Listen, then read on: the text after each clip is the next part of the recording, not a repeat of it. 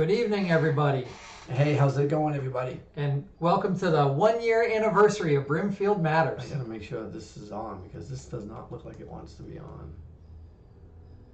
Okay. All right, that's the music. Oh, Check. Oh, there we go. That's us. All right. okay.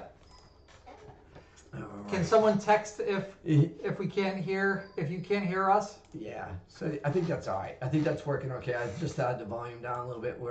And did we like that other microphone better than the last week? I think so. Okay. Yeah. Okay, so that's what we're using now is one of the microphone with the camera. So we just want to make sure that's in the same one that we used last week. And I apologize for what's in the background. There's a little bit of singing going on here. It's like, come on. All right, but anyhow, I'm gonna knock this down. Let's see if I can maybe go fix something over there. But anyway, so we're in between meetings, and so there's a little bit of a lapse as far as having specifics. So what we're going to try to do is talk about. Well, this is a momentous occasion. This is our 1 year anniversary thereabouts. So That is why I said welcome to our 1 year anniversary show. I was stressing out in the control room, so it's all good. It's all good. And then, so After 1 year, he still doesn't listen to it. No, right. Well, I learned from the last board, so when we were on, it was a lot easier to just kind of tune you out and then it was to listen to you. So, but anyhow, here we are. It's kind of crazy that it's been a year, to be honest. It did go by relatively quickly. I mean, sometimes painfully, again, with all due respect, not because it is, but because of why and kind of what we had to be talking about. Yeah, but go ahead. When we started, looking at the first show, we had a really nice show about basically what we're going to do again this year, which is talk about the caucus, talk about the different boards and committees and departments and why things are done in certain ways. And that was the intent of Brimfield Matters, was to help get people informed with the way that government works, to help foster growth for good cyclical board membership. Right. So that's kind of what we're going to focus on. Again, taking a positive look, I think, in general.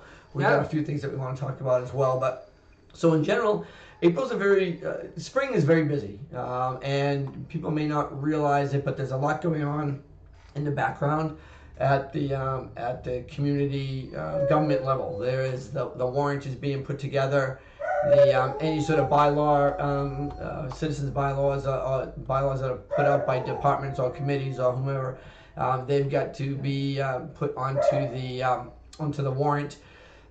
This is when we have the election, the caucus. So just to explain, I guess really quickly, the caucus is a means of people nominating either themselves, I suppose, or somebody else, and getting support, for not.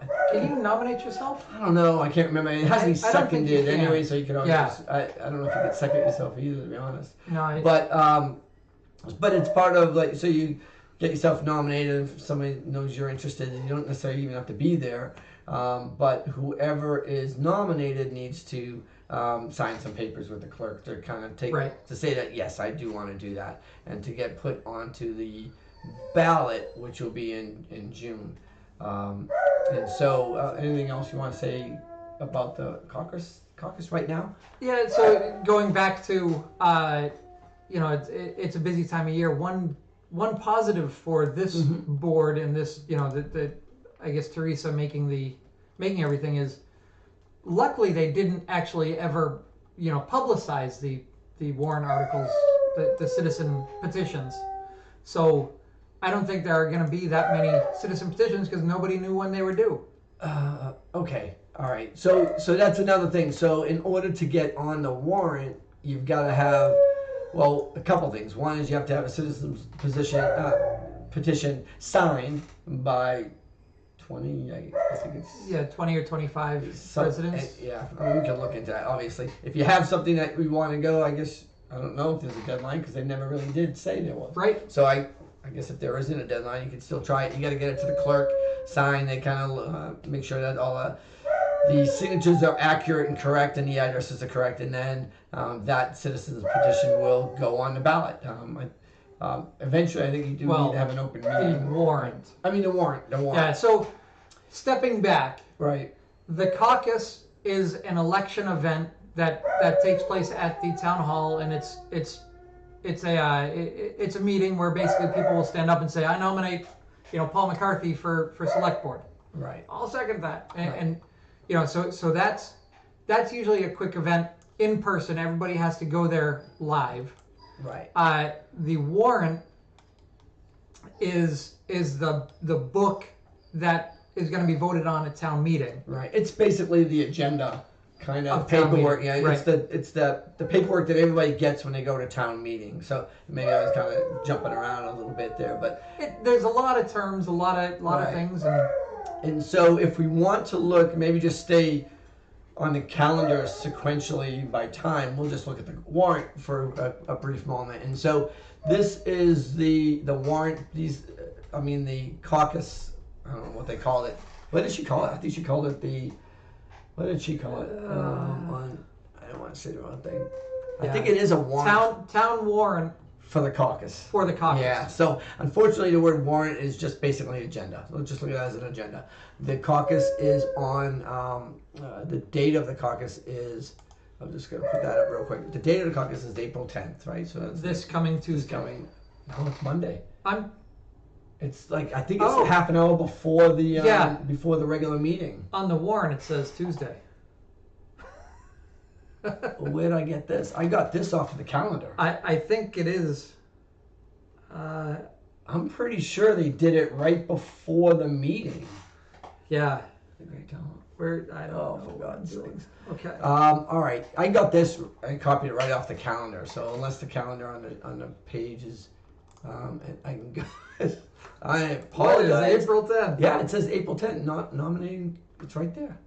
Yeah. So the warrant is wrong.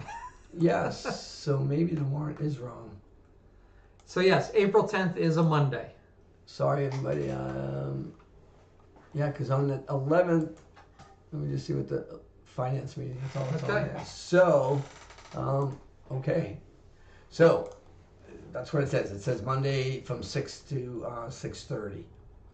Right. I'll leave it up there for a second because there it is. All right, and so this is the warrant or the agenda for the caucus. What this basically means is Disregard the date.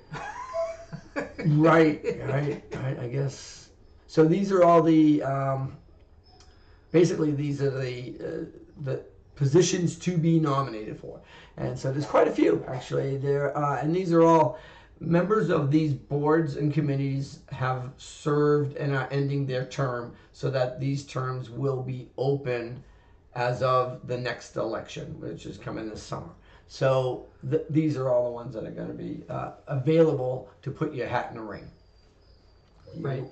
So, and there are boards and committees that are elected, which are what you see here, and then there's also boards and committees that are appointed. And we'll talk about those later in the show, but Right. so every year they try to have some amount of people able to be turned over for an elected. Right.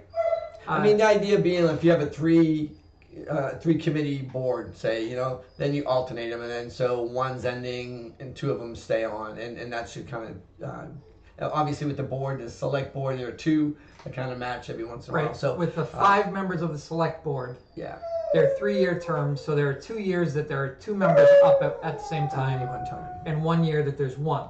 This happens to be a year that there's only 1. Right. And sometimes if somebody left or whatever, you can go in and actually fill that, but there are some other rules that can kind of go along with that. So these are the positions that are open. We've got moderator, select board member. There's 1 assessor. There's 2 positions in the assessors. I thought there was only 1. Well, that's because they're filling a position. Okay. Yeah.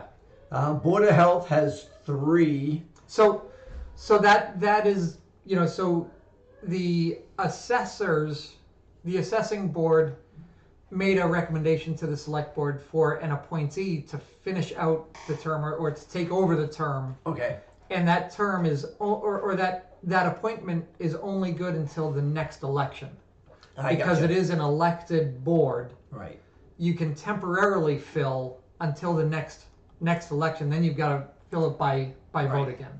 Yeah, that makes sense. And that's why, and my guess, oh no, both are for 3-year terms, which seems strange to me there. Right. I don't, So there may be further clarification when they go in, kind of, because oftentimes when you have a fill-in for a position, it causes a little bit of controversy, because quite honestly, not many people have been in office since that position was filled the first time, or when it was, then it was filled, and if there wasn't clarification exactly the time frame that it was filled, people have to go look it up. So I would think that the clerk will have this kind of sorted out, certainly by, I guess, Monday. yeah, I guess it's Monday. Yeah, I don't know. So the Board of Health has 3. Elementary School Committee has 1. Planning Board member for 5 years. Planning Board has 2.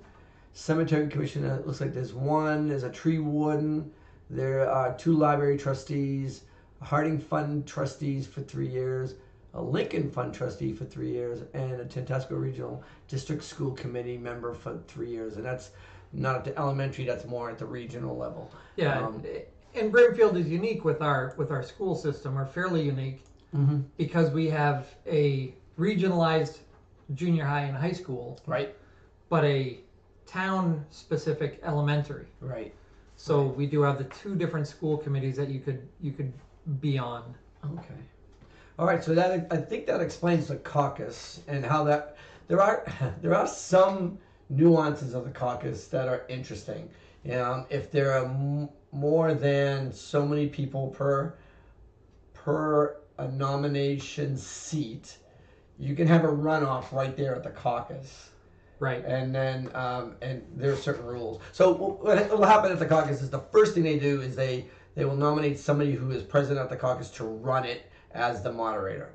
And then they will nominate someone to be the secretary. Somebody who's got to take the notes so that everything gets clarified. The town clerk's usually there to try to clarify questions. And so those rules that are specific, if there are too many nominations for a seat, they will have a runoff, and you do that runoff right at the caucus, which is interesting. Anyhow, and so it doesn't happen that often, but it can happen. I'll put it that way. Yep. So, all right. So that is, again, we'll put that up there just one more time so people can see what's up there. And you can run on the ballot if you miss the caucus. All right, you have to have a write-in petition. I don't remember the time frame when it needs to be in by. Right. But you have to get a certain number of signatures, and then you have to put that in. And of course, you could always run by write-in ballot, which is a little bit more difficult, but you can do it. So those are 2 different things. You can. Yes. A write-in is something that you basically have to stand in front of everybody and say, at the time of the election, don't fill in a circle, with a name next to it. Fill in the circle with a blank line and write in Paul McCarthy. And usually you have to be very specific. Did you see how I did that? Yes, that was good. The name has to be correctly written, legible, and I believe it has to include their address. So anybody that wants to have your name as a write-in, if you bypass the caucus or a petition before, you can do it right up to the time of the election with the write-in. It's just more complicated, and the address has to be accurate. So that's what we've read. So yeah, there are ways to get around it. If you can't make it, you could always have your name thrown into the ring by somebody else. You don't need to be there to be nominated. You just need to have somebody state your name, the nomination, and then have somebody there second it. And then once you second it, then you're on, basically. And so you just need to go in and confirm it with the clerk. Right. And you've got to sign your name. The important thing is you've got a certain amount of days to sign your name. Yep. And I don't think there's anybody that can do it. I think one year there was a problem because someone was on vacation for a week or two, and right. Yeah, you have to do it in person in front of the clerk, from what I've understood in the past. Right. You have to do your own. So, all right. I think we've probably beaten the caucus to death, or what? Is there anything else with that?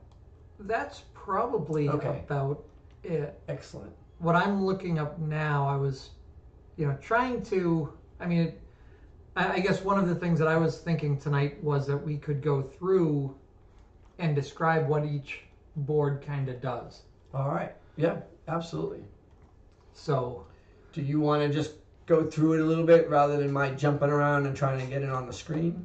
yeah, so if can we go through take, by departments. of course I changed that up, so. There you go. So back on the caucus, actually that might be the easiest way is let's Okay. put the caucus back up. All right. I'll do that. And, you know, Right. so the moderator. The moderator's only job is to moderate the town meetings. I think that's the only job, right? Yeah, I think they can like. I thought there are some responsibilities that they also have. Like they can reschedule the annual town meeting, or there's something about they have the ability to do a certain things related to the town meeting. Right. Everything is with the moderator is town meeting oriented. Yeah. One important factor with being a moderator is you've got to understand the town meeting rules. Right. And it's interesting. I thought that everything in town was run by Robert's rules, and that's the most common, Right. meeting management format there is. Right.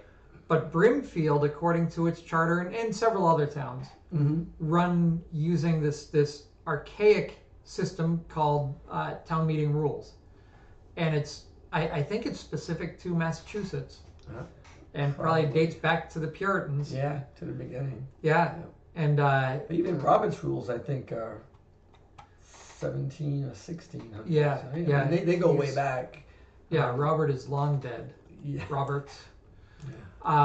They keep revising those.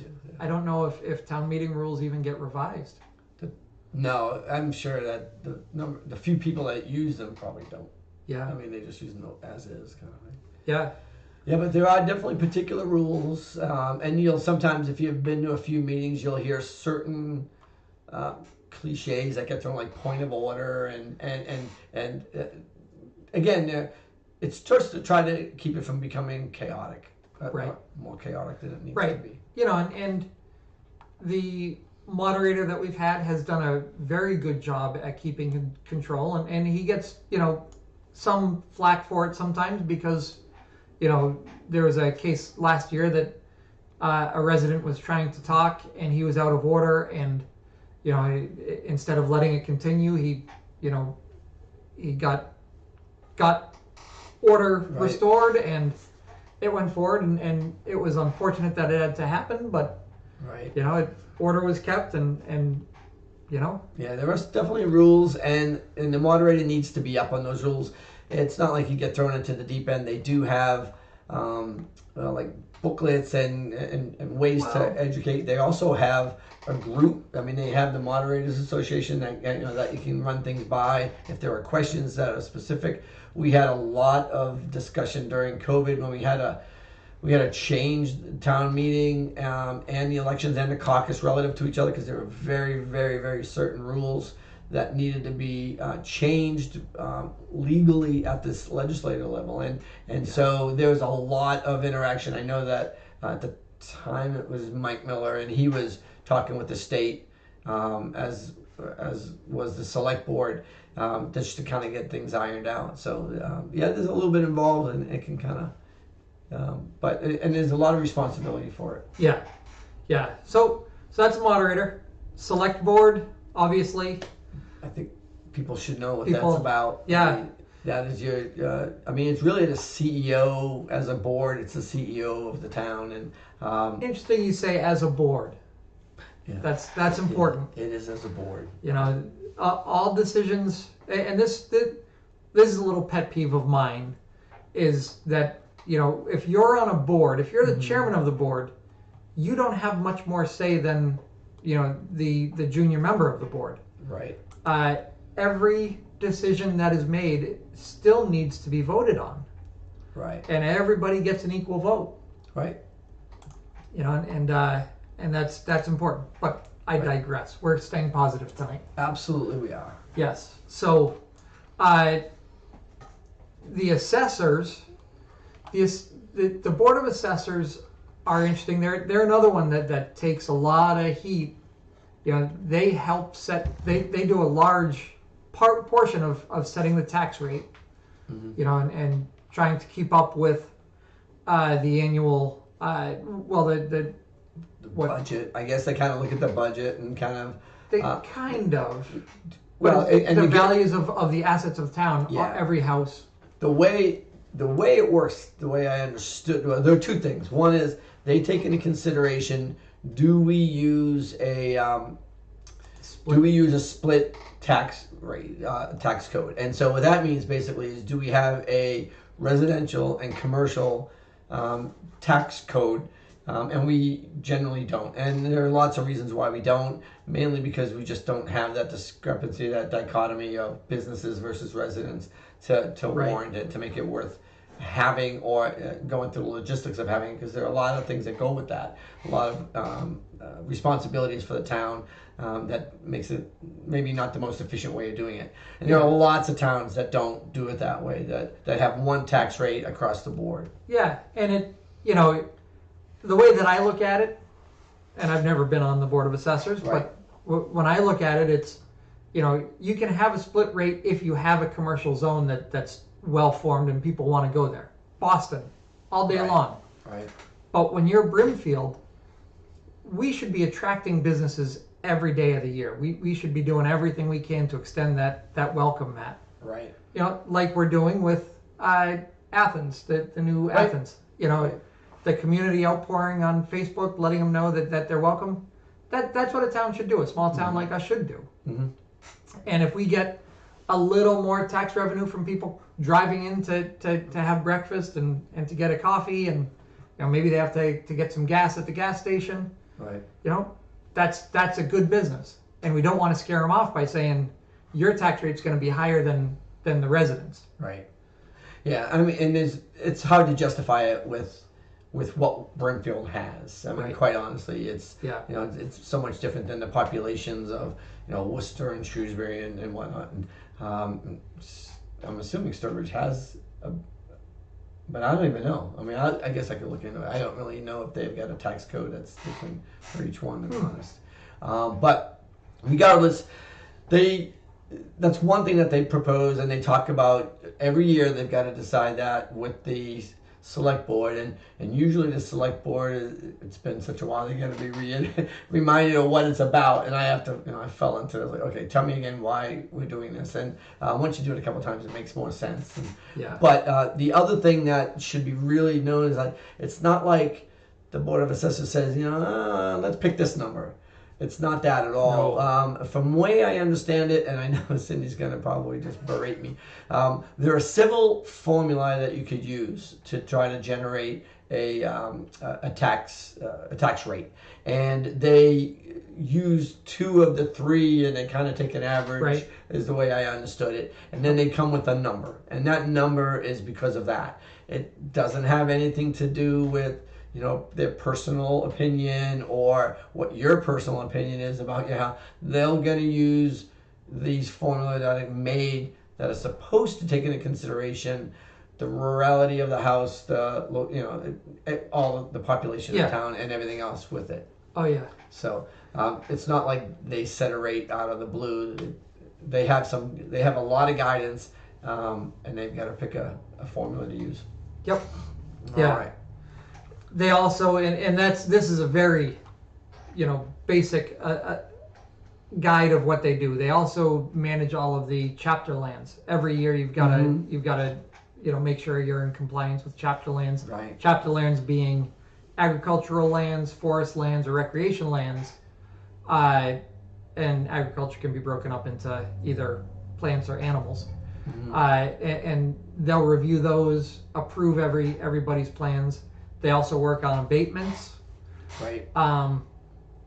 You know, so there's a lot that goes on. Right. Abatements would be, you know, I live next to Paul. We have equal size houses, equal size lots. You know, everything's the same, but, you know, Paul's getting taxed 10,000 more than me, 5,000 more than me.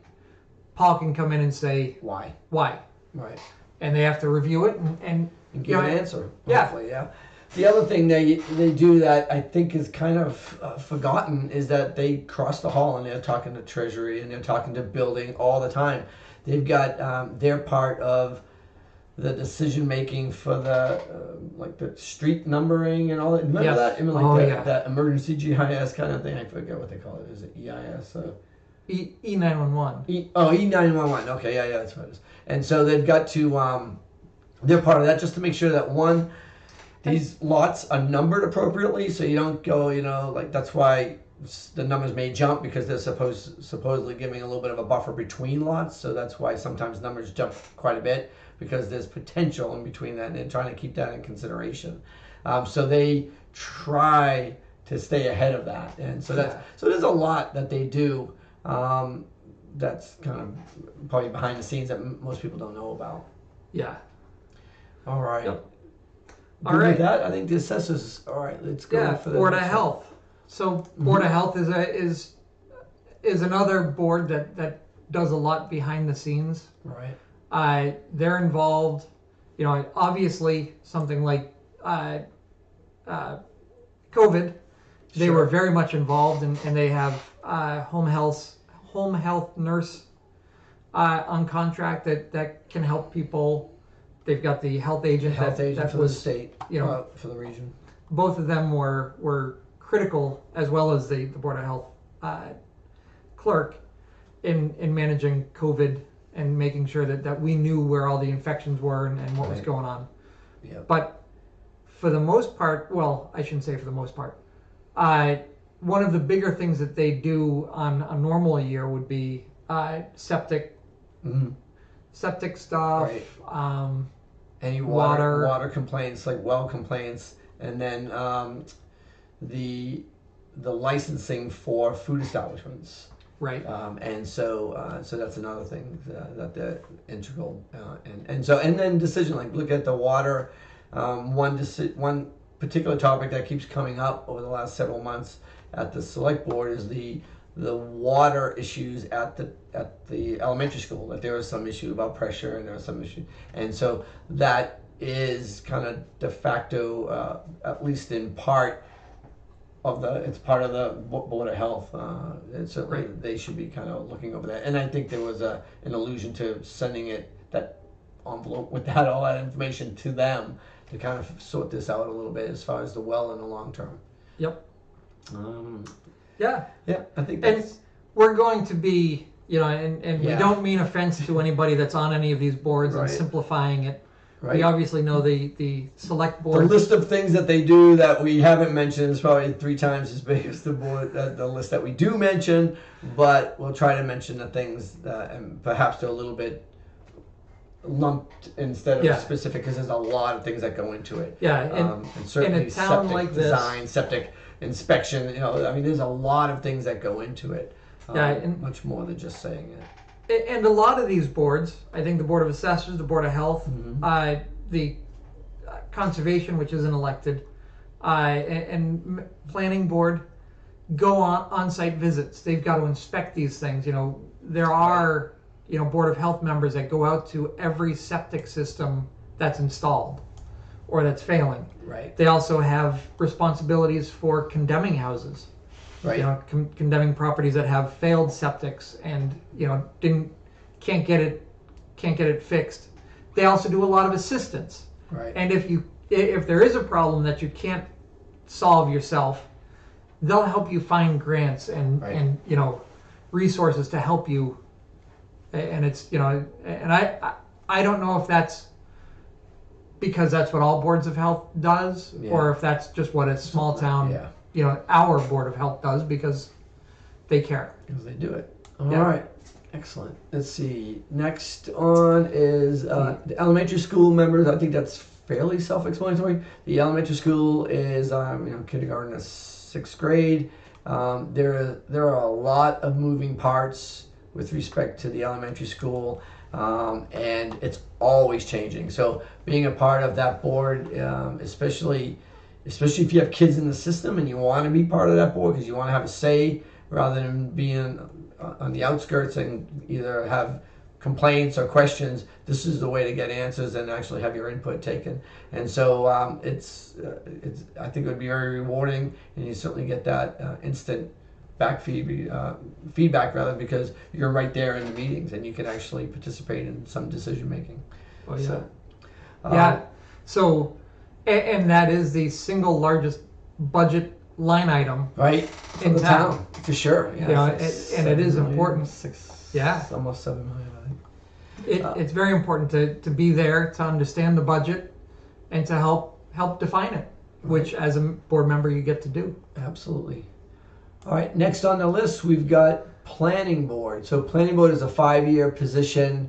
Planning board is an elected position, and it's they've got a lot of involvement in where the town goes and what's allowed as far as site reviews and things like that. People want to put a new house in, people want to put a new business in. They have a lot of say in how to make it so that it fits the decor and it fits the neighborhood, and it's not a problem with the neighbors. Not with the run-of-the-mill house. No, not with the run-of-the-mill house so much as a business. Yeah. There are some things that they have to do with a lot if it's non-conforming or if they want to get a setback, and then they got to go to ZBA. So yeah. Yeah, but they've got a lot of say over the commercial district, making sure, there were a lot of zoning boards and departments that were involved in the Cumbies, but one of the ones that were hardest to get through was the planning board. Right. And they set the plan for Cumbies with the assistance of historic and conservation, and there were a lot of issues, and Board of Health had issues with the well and the septic for that.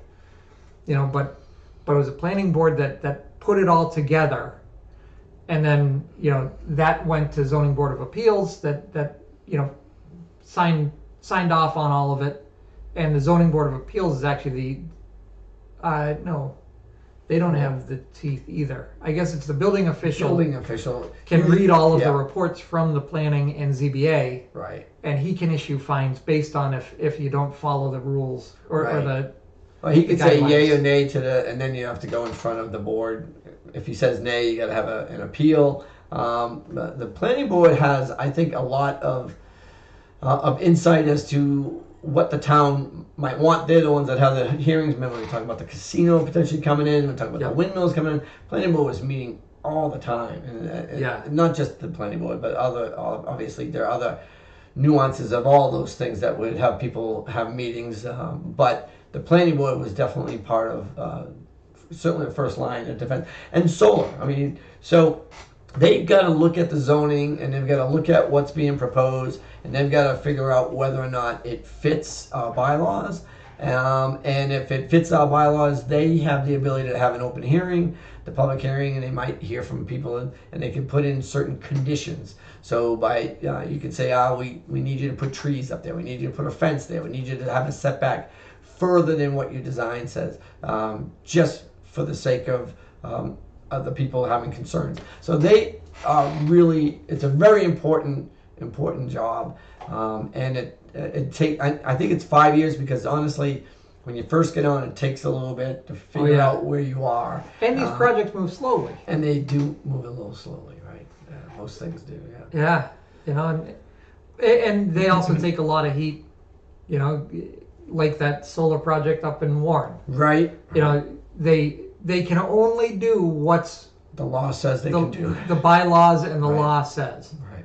And if our David Killian, who's been on the planning board for 40 something years, how many times have you seen him at town meeting, go up and speak to a bylaw change, a zoning bylaw change, to have it shot down? Yeah, I mean, certainly more than passed. Yeah. They try very hard to make these bylaws good. The latest one was, the solar bylaw. Right. Where he wanted the planning board and David went up as the speaker to talk about taking the 5 acres in the commercial zone as our only possibilities and expanding that to be 10 or 15 acres in any zone, with setbacks and all sorts of stuff.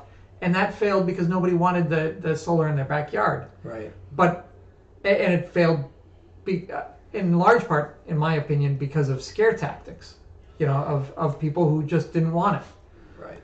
The problem is the zoning bylaw that we have right now is very restrictive. Right. And they have found, and town council has advised them that, if there was a challenge, especially since we've also done spot zoning for so many years, of anybody who wants solar goes in and individual petitions that you'll see at town meeting when they say, I'm trying to do this, can I do it?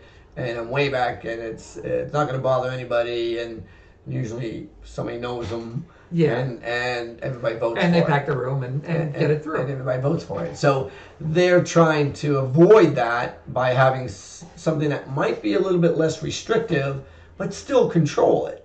In their eyes, it's still, there's buffering, and there are conditions of putting that in that will protect individuals from, from what they might consider blight, right? Or something that might not be kind of what they want to have next to them.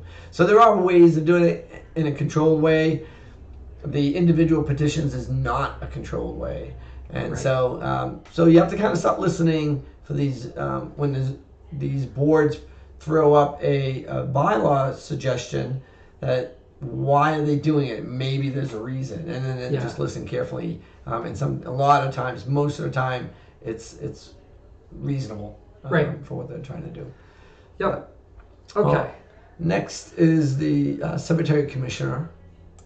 I don't. Yeah, cemetery commissioner. Yeah. They manage the cemetery. They're there for every funeral. They're not necessarily there, but they've got a couple of employees that prepare it. Yeah. They also go through and make sure that everything is respectful. They have their own set of bylaws not bylaws, but rules of the cemetery about what you can and can't put on a gravestone. Right.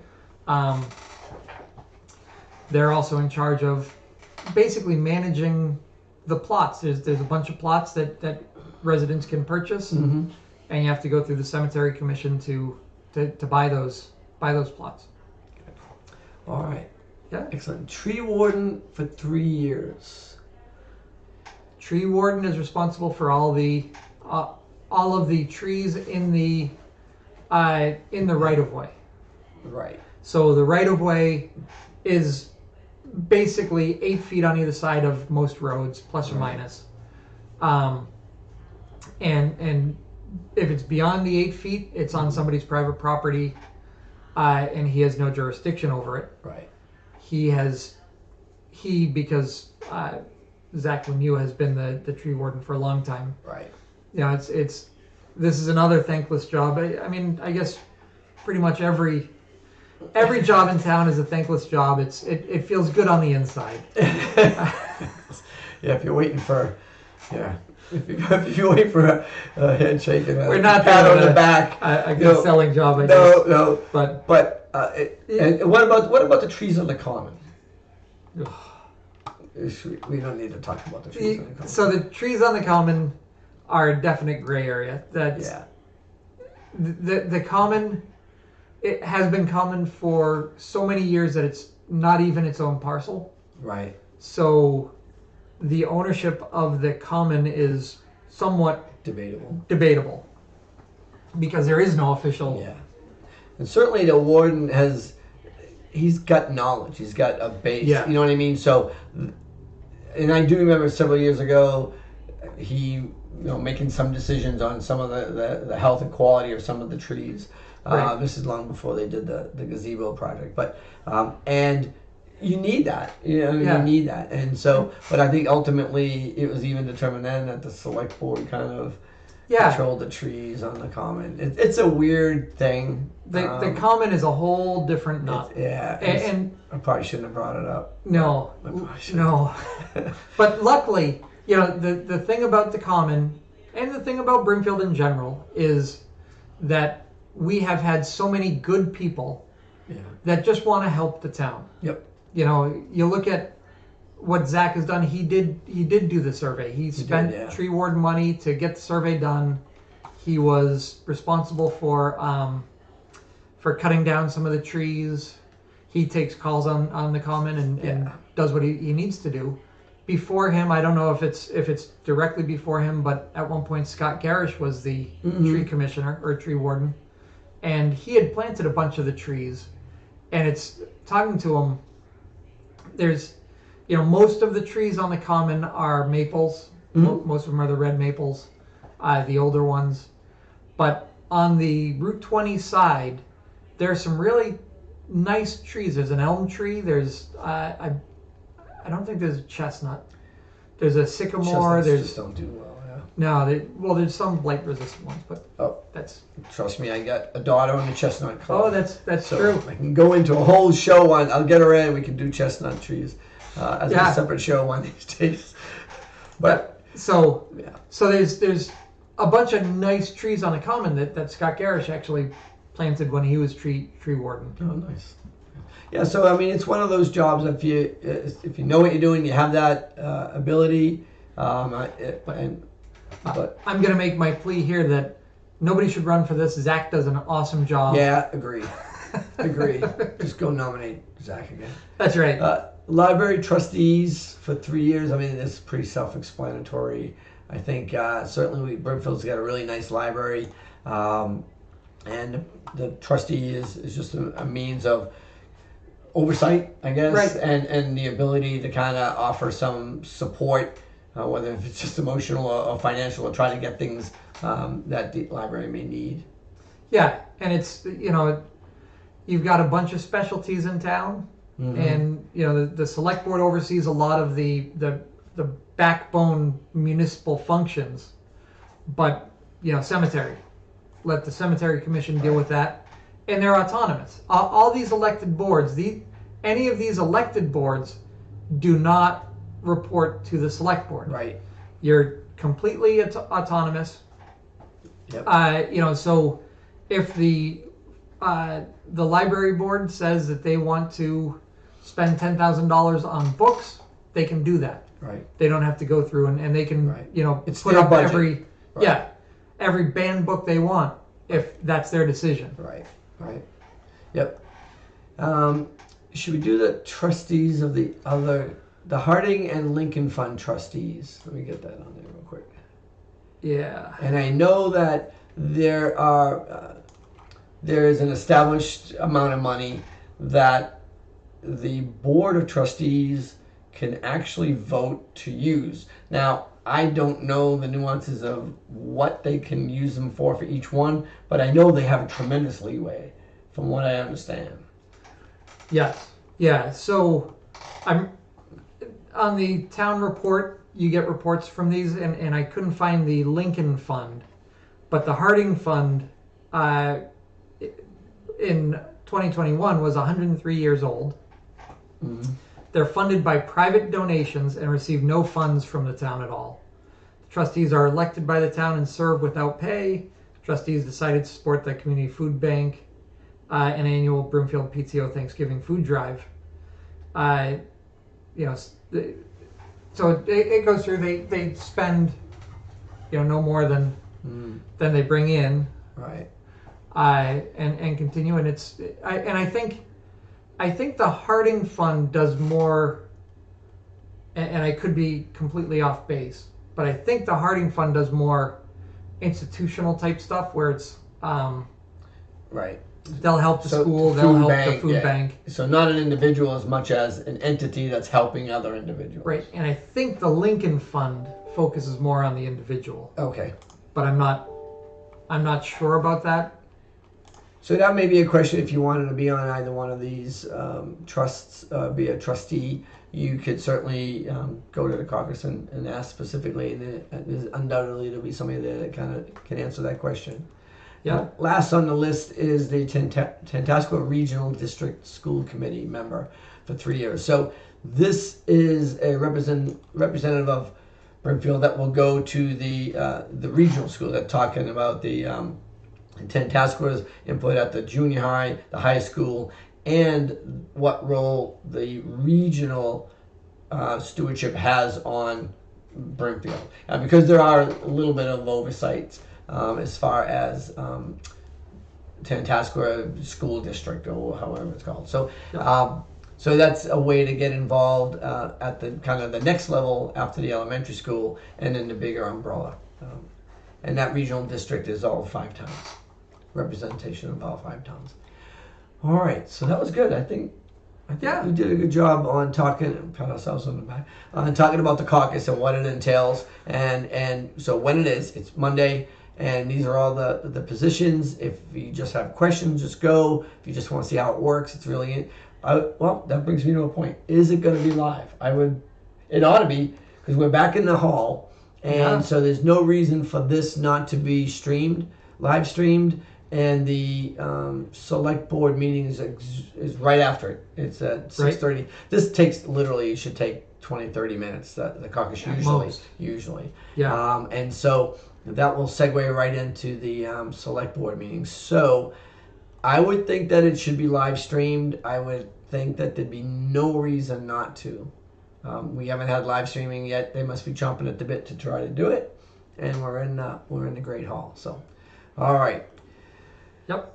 Well, the next thing that I had on the calendar that was coming up, as far as the town goes, is this, and I'm assuming this date is right. I got these all off the calendar. So now this is the special town meeting. We alluded to this a couple weeks ago, I think.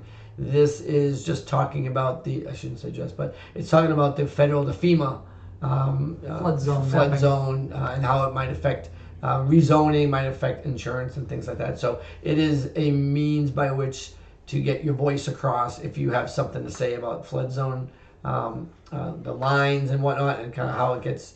So it's actually not the lines.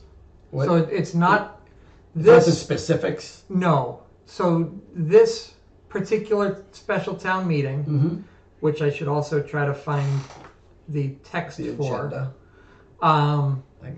But it's basically a one item, and it's going through and changing a bunch of our zoning bylaws to reference the new map stuff. And so it doesn't have anything to do with the...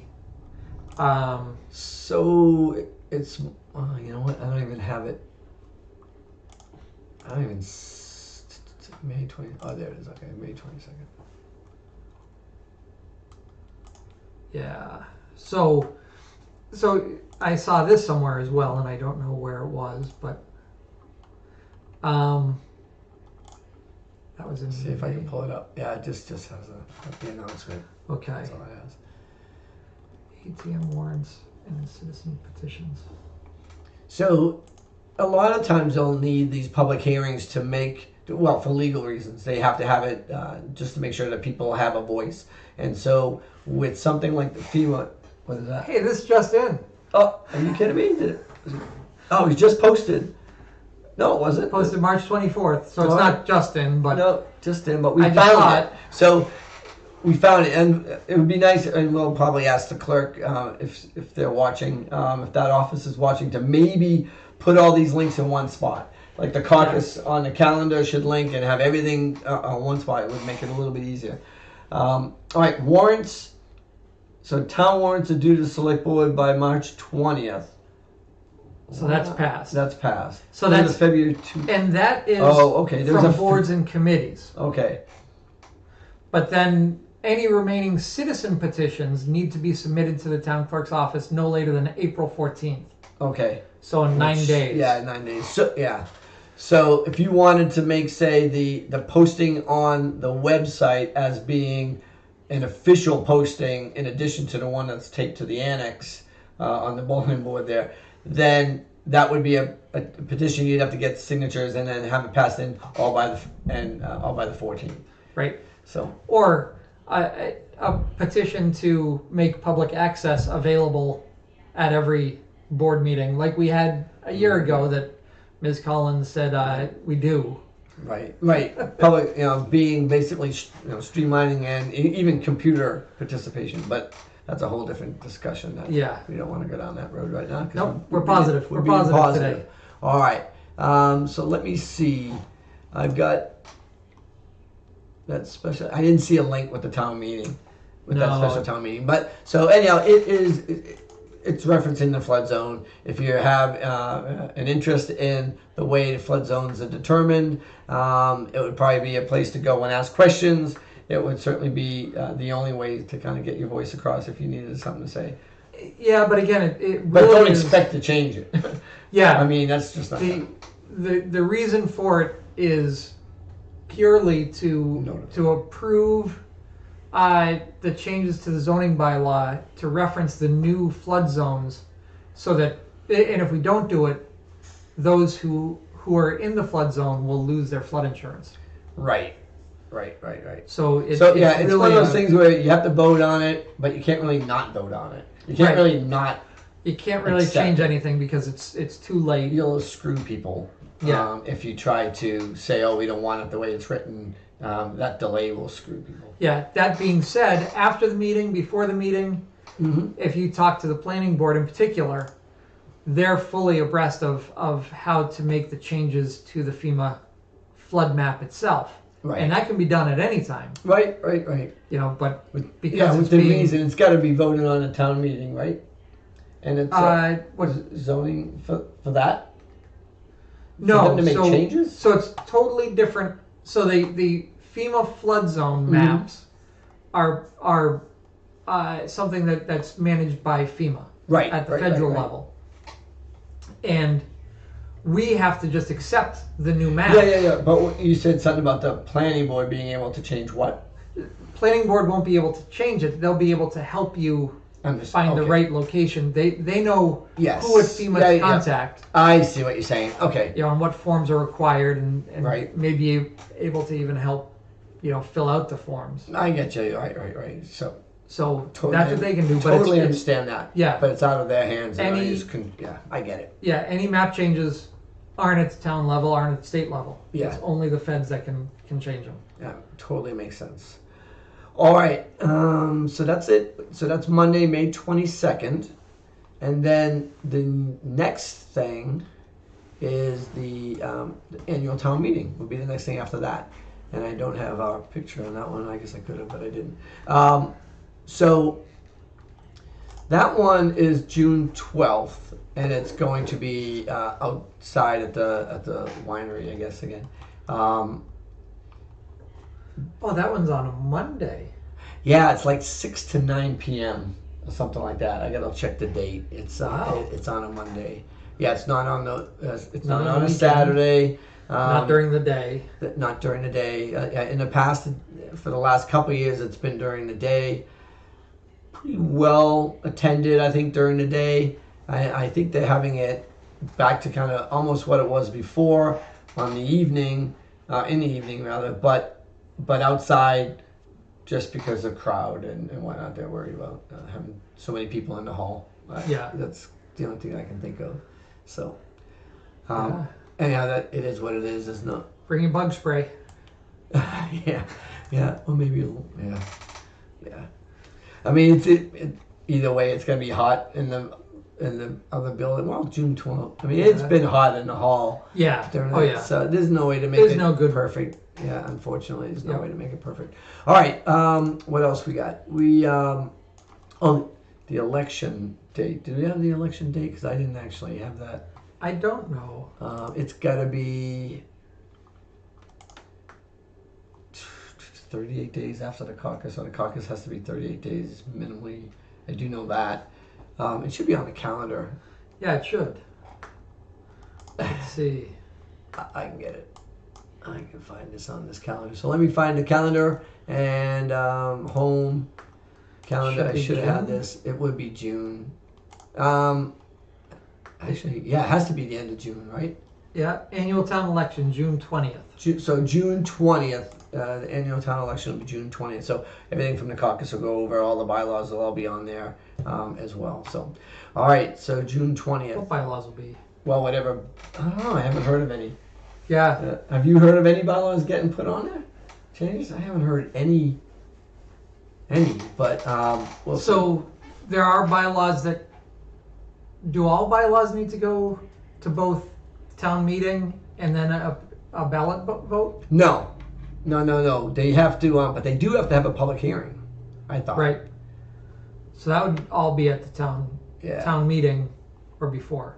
Yeah, there should be public hearings on usually, well, I'll just use planning board, I don't know, throw them under the bus, but they have something that they're proposing, they will have an open hearing. Right, and any discuss zoning. all the zoning, potential bylaws, just the pros and cons, just so everybody understands what they are before going into town meeting. Right, So, I but think have- they're tasked with any zoning bylaw change, the planning board has to be the one Right. to do it. So any of those requests to have solar on your property, the spot zoning is, I like to refer to it. Yeah, they would have to do that, right? Yeah. All right. So, and again, I haven't heard of anything coming up, but we'll try to keep you abreast. If we know about it beforehand, we'll throw it out there so you know. There are a couple things. Did we want to talk about? Let's see. So, I want to talk about a little bit about just the website. All right. And so I know we've talked a little bit about. I'm going to have this up here real quick, but then I'm going to change it. There are ways to use this website, and I'm going to go right to the home page real quick, just to show. So I'm going to put the calendar up. So hopefully everybody has been on the website enough to kind of understand what it's about. And let me get this out so I can fix it so that people don't get sick while I'm doing it. What I wanted to try to show is that there is the left-hand column that is hopefully it's kind of like a quick pick that you can kind of get on there and find what you need to find. There are ways to get to agenda items, and I'll show you real quick. Down here at the bottom, there are some agenda items. There are... And so if you go to the broomfieldma.org, just the homepage itself, you will see on the left side the Citizen Action Center. That's what it, all those, basically, hopefully they're like buttons that will make it a little bit easier for you to kind of get through the town and find what you need. You can e-subscribe. I'm trying to figure out the best way to do this. So there, like, you can get on the Code Red. You can find out what the current bylaws are. What is Code Red? So Code Red, what you would do is you would link you get on there and you register, and what that will do is it will put you on usually a cell phone, and you will get alerts from the town that are usually emergency alerts. It's alerts. They try not to overuse it so people don't get like a I personally don't think they use it enough. Yeah, I mean they'll use it like, oh, there's a road closed due to whatever, tree down or whatever, or you can't get across because of snow or flooding or an issue like that. They'll issue a Code Red because sometimes the inconvenience of going the wrong way to get out of town or come into town is a major problem for some people, and they have to go all the way around. So it's better to kind of know before you get halfway done and have to turn around, or have multiple people have to turn around. So that is the Code Red. You get on there and you will get these updates that are deemed important enough to send out, and that's going to be through highway, Board of Health, police, fire, emergency management director, etc., etc. When we get into some of the other ones, I'm going to move this up a little bit again so I don't get people getting sick. If you go to this other side, you have community events, the e-subscribe, you can get the agenda. Can you get minutes when they come out? No. Just agenda. For boards or committees that you want to follow, you can put your email on every time they post something to the web, which again, in my opinion, should be one of the primary places to post. Anybody who's got an e-subscription will get a notification in your email, and then you'll get a direct link to that agenda, so that you can see what's going on. Contact us. I haven't gone through a lot of these to see how functional they are. The minutes and agenda item is right there at the bottom, so you can actually see. Usually it's past agenda. Does it have I can't remember if it has all of them. New ones and past, and it has the minutes as they get posted. So Right. that's another helpful one as well. There is a calendar on the front page that you can see the events usually coming for that month or at least that week. And if you scroll down, you could actually go to all upcoming events. You can change the month so that you can see what's going on. There, like we said, there are some things that just need to be, I think, polished up a little bit. You know, if you link to the caucus list ought to be on the link. It ought to be there. So Yeah. those things should be tidied up a little bit, but they're out. They are there, and you so that you can find them. And I think that is actually a great opportunity for people to get on that website and look at things. Yeah, so one thing that I'll say is the calendar, when you look at the whole website, you've got the Citizen Action Center on the left. Mm-hmm. Then the calendar is on the same interface as the news, and I think it defaults to news, but there's a tab there for calendar. All right, I'll make a. So there it is right there, and I think if I go to news, it'll change it on that. Yeah, there. So this will also have news on it as well. Yeah. And so. And it's interesting because this calendar, kind of like what you were saying, Mm-hmm. this calendar, in my eyes, should be the compilation of everybody's calendars all in the one place at the front of the front page of the town. But if every board's page also has a calendar where they can where you'll see other things. So when I went to see something, you know, On the April one of the other 10th. departments, yeah. Mm-hmm. Yeah. So April 10th on the main calendar has the town nominating caucus. Right. But I'm going to guess, and I may look like a fool here, won't be the first time. Yeah. If I go, okay, so no, this does not have, Doesn't have anything. yeah. So the select board calendar, if you go to the select board, It doesn't have the meeting that's happening that night even. So there are some calendars. I think every department may have their own calendar, but it's probably better to have everything on the main one anyways. So it can get confusing. So if you don't see it in one spot, you might want to drop into the board and committee and just go onto the main page. You can see who's on it. You can't always see what the term is. We've kind of looked into that, so we want to. That would probably be something that we would like to see updated, or people ought to update, is what the term is for each individual on each board, because then you kind of know if there's a position. and that's the way it used to be. I thought so, but And it is with some, but again, it's not. Somewhere during some transition, things changed. Yeah. Planning board, I'm on planning board right now, and they have, you know, the board members, the title, and Yeah. And the date. the date. Yeah. So, and it on the planning board, they have it. I don't know how it's listed. Okay, so they just go through the term, and whoever was the last one looks like. Yeah, Except so the chair's at the bottom, but everybody else it's by date. Yeah. It looks like it's by date. So so you have an idea of like who's on, who's been on, and then they list the chair at the bottom. well, that's probably because that's 2022. He's on until 2027. Well, this says term expires. I don't think that's been updated. Right, but I think his position was. Yeah, but So oh, I see. So you think that should say 2027? correct. That's what you think. Yeah. Okay. Whereas the select board is listed by seniority the other way. Okay. So you've got Suzanne being Yes. the most senior.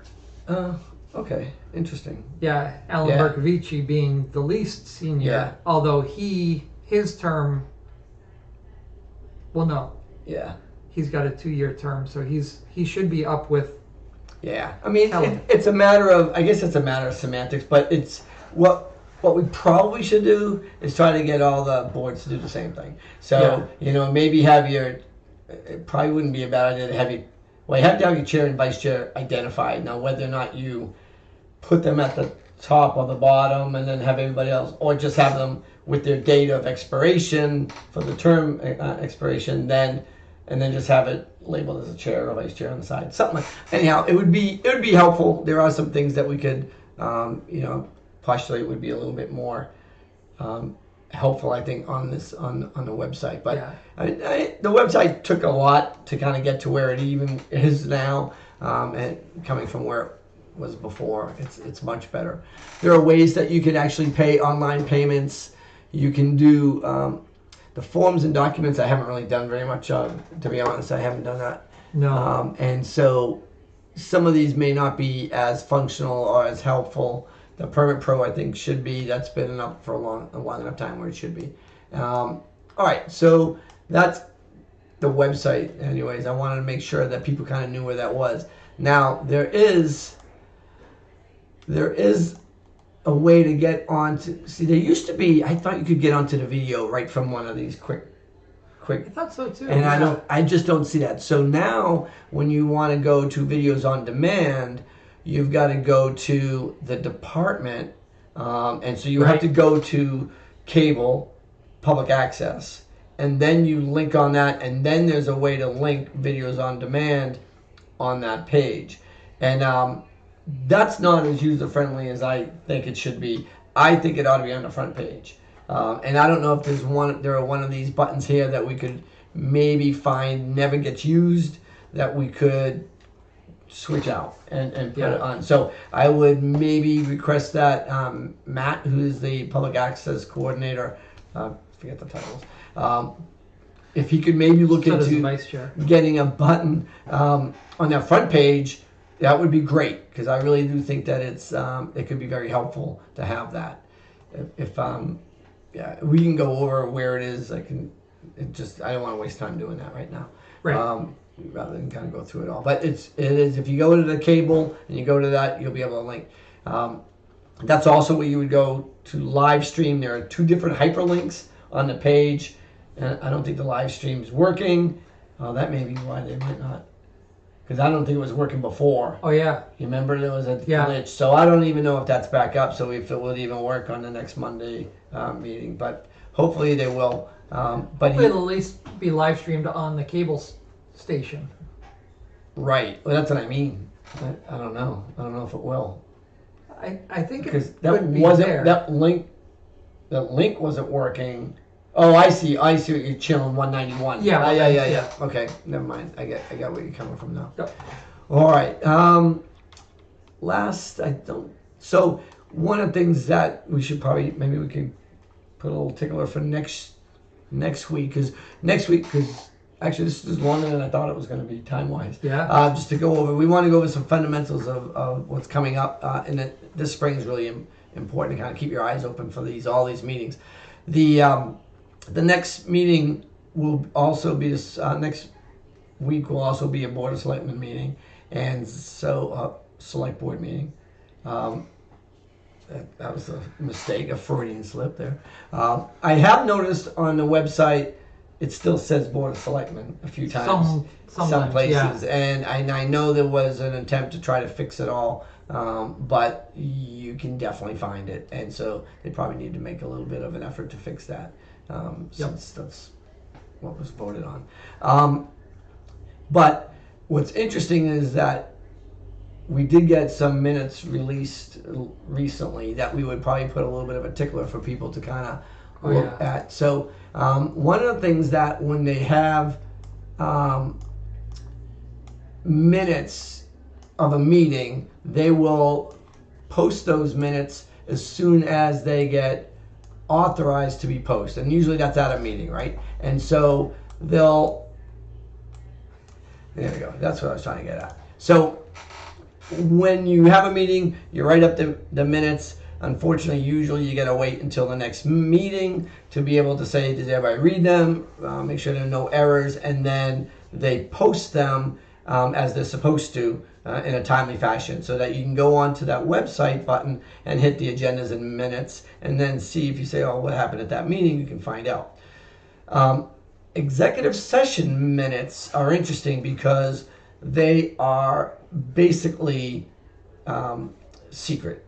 All right. They're sensitive in nature. Yeah, they're usually about either personnel or some other issue that just doesn't need to be made public at the time, but executive session meetings do need to come to become public when, and I forget how the legalese is, but when it's determined that there'll be no negative impact when they're released, basically is what it says. So so it is interesting. We did have a couple of executive session minutes released. There are actually 2 sessions on February 13th, I think it was. Yeah. And so there are a couple that were released, and you can get them on that page. This is one of them, and I'm just not going to leave it up there, but because we want to talk about it next week, and I don't want to spoil things. And this was another one, and I'm going to take it away real quick. Anyhow, so if you go to that front page on the website, you can go to minutes, and you can actually look at minutes released. So that is a good way to kind of know, like, oh, I thought this happened. It's also good to be able to go to video, but for good or for bad, the way executive minutes, executive sessions are not videoed, just because of the sensitivity. Yeah, the sensitivity, and it could become an issue. If it got released too soon or whatever. So they don't. They just generally don't. Executive sessions are usually sensitive in nature, and a select board is, for better or worse, a volunteer committee that may not have all of the knowledge that they should in dealing with a sensitive HR issue. Right. For that reason, it has always been described to, that I know, if you're involved in an executive session, you want the minutes to relate what's happening in a factual manner. Right. But leave a lot of the specifics out, because if it gets released, there could be some issues with releasing those. Yeah. It's not like a court stenographer where you type everything, like in a courtroom where you kind of read it back. This is exactly what was said. It's more to try to get information, make some decisions, and then oftentimes, quite honestly, go to legal counsel. Right. With the specifics, and then try to figure out what you got to do about it, and then do the right thing. And so so you do want to kind of. That's why it takes a long time usually to release executive session minutes. Right. Honestly, but yeah, as a tickler, there are 2 of them. That are very verbose. Yeah. There's a lot of information actually to kind of read through it. And you should definitely go in there. It's good. Bring your questions, bring your comments. Next week we'll be discussing these in detail. Yeah. And there's some information in there that just is good topics. Good topics for a coffee table. Yeah. Coffee talk. So one thing I did find this, and I thought this was actually appropriate for the caucus and for upcoming elections and whatnot. This is just a quote by Plato: "If you don't take interest in the affairs of your government, then you are doomed to live under the rules of fools." And I think it's I think you have to kind of take some hopefully some gumption and kind of involve yourself, because I think it makes it so you are part of the solution, hopefully, and complaining just for the sake of complaining on the sideline just doesn't always work. Yeah. Right. I mean, so you want to get involved with that. I didn't know that guy was such a philosopher. I just thought he made really nice kid stuff. I knew you were gonna go there. All right. Well, I think we are pretty much done. Yep. So let's we'll just kind of fade. And there we go. And I'll get back to that, and we will say goodbye. And hopefully everybody have a great Easter, everybody, holiday. Yes. Enjoy it, and we'll see you all later. And happy reading those minutes. Yes, exactly right. Come prepared next week. Exactly right. All right. We'll see everybody. Bye-bye. Bye. See you next week.